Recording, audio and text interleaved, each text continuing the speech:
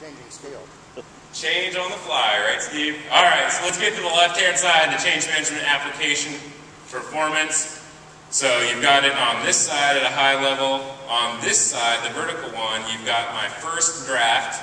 Notice my disclaimer, draft. So this is something we are building out. I have spreadsheets that kind of cascade each of these factors out a little bit further for us to kind of make some more sense of what the pieces are. But for this group that came together for the inaugural ACMP conference, I wanted to give you an idea of where we are going here. The foundational pieces are those building blocks. What do I have to have in place for change management to be successful? I have things like, do I have a structured approach? Have I defined those individual transitions? Because remember, to me, Andy, Becky, Charlie, Debbie is really where change happens. Do I have resources? Do I have budget? Do I have support for change management for my project leaders and my senior leaders? It's more of an activity audit. I added the notion of a score, but I haven't figured out what 1 through 5 is. But you know, take your best guess. Just start to get your head around the foundational components. The next piece is preparing for change. It's about setting out and planning, building the strategy that we need to support the people side of change. Have I done my readiness and strategy assessments? Have I done risk analysis? Have I made meaningful conclusions based on my situational awareness that will impact my change management planning? Sponsor coalition, team structure. Does anybody know who said this quote the first time? Because the internet doesn't. You'll see it cited to like hundreds of different people as the first person who ever said this. Eisenhower, or is it Churchill, is often one of the people that we see who is credited with this notion. But the preparing for change phase are the activities that you complete as a practitioner to make sure that you are ready to develop the right strategy based on the project at hand. Managing change is about the 5 levers, the tools that you have as change management practitioners. The communications plan, the sponsor roadmap, the coaching plan, the training plan, the resistance management plan. Did we build out the plans? Did we customize them, scale them, align them with best practices? Are they targeted to the unique audiences in the organization? I have a whole, I guess we're going to have to do this in the hallway later because all of a sudden we're getting into Q&A, but communication plan versus telling plan. Have any of you ran into a telling plan that somebody told you was a communications plan? Yeah. It tells people when project milestones are going to happen. It tells people about the progress the project team is making. It tells people when to expect the next iteration of the project. A communication plan is about answering what the people want to know. So that's my 30 seconds on communication and telling plan. We can talk about it more. Those are the 5 levers that we're going to do. So did we execute on them? Did we build the levers? Did we scale them, align them, target them, and such? Reinforcing change is the next piece in the Prosci methodology, so we have it embedded here. It's about making sure that the change sticks, cementing the change. That we built in systems to gather feedback to identify gaps, to build corrective actions, to manage resistance, and to celebrate successes. The last 2 pieces we're going to add here derive from our roles and change management model. So I'm going to wipe out the bottom 2 because they only gave me 40 minutes. I kept asking them for 3 hours. I was like, give me 3 hours. And they're like, sorry, you only get 40 minutes. So we're going to wipe those 2 out. The change management resource or team is what we've already talked about in terms of the activities that they're going to do. That leaves the last 2, which are the employee-facing roles in change management, right? They are the face and voice of change. They are who employees care to hear from. They are who employees look to. I hate to break it to you, but your employees could care less what you have to say as a change management specialist. Sorry. If you're the project leader, frontline employees could care less what you have to say. If you're a communication specialist and everything you know is about communicating, they could care less to hear communications from you.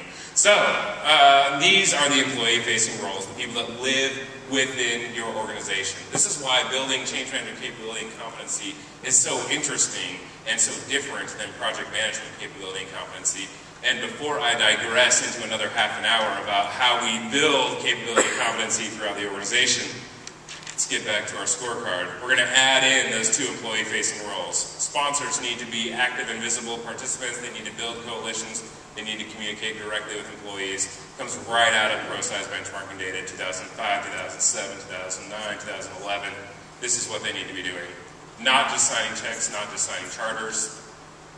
They need to be active, visible, build those coalitions, communicate directly. And managers and supervisors have 5 roles. The role of the communicator, the role of the advocate, the role of the coach, the role of the liaison, the role of the resistance manager. All these pieces come into play. These are the responsibilities and roles that our frontline managers and supervisors need to fulfill for changes to be successful.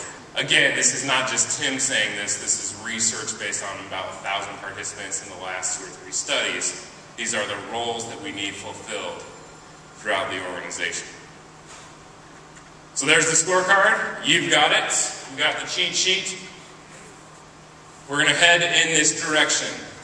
Remember, TBD as to how we assign colors. I'm still getting that figured out. But wouldn't this be amazing for the projects and initiatives we have if we can start to evaluate the effectiveness of the work that we are doing as change management practitioners? Wouldn't this be a telling sign to our executives about where resources need to be focused and where energy should be expended? And isn't this what might happen if we lose sight of the fact that we are not here to build a communication plan, we are not here to build a training plan.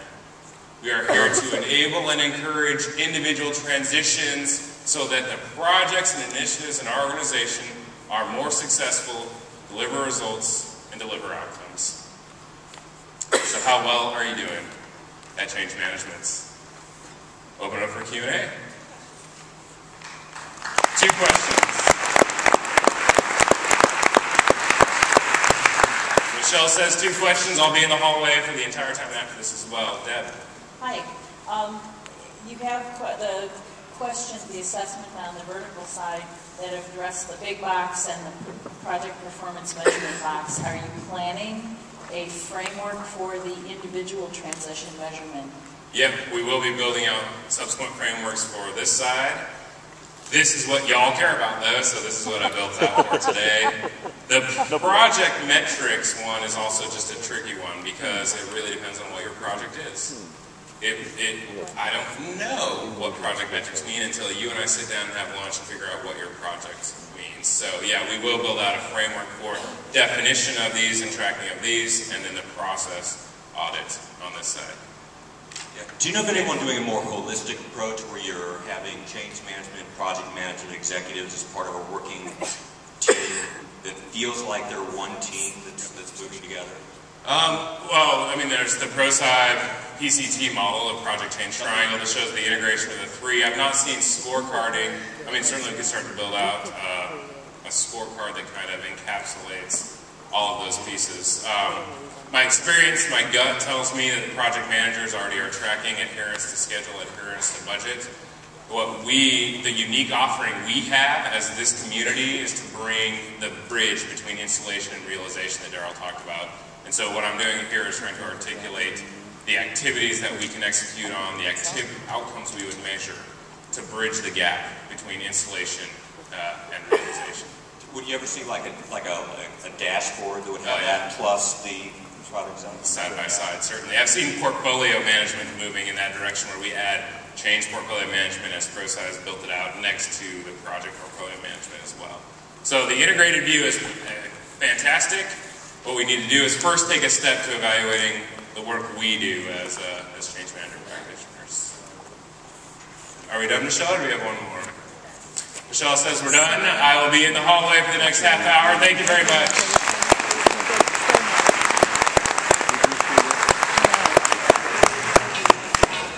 You have more toys than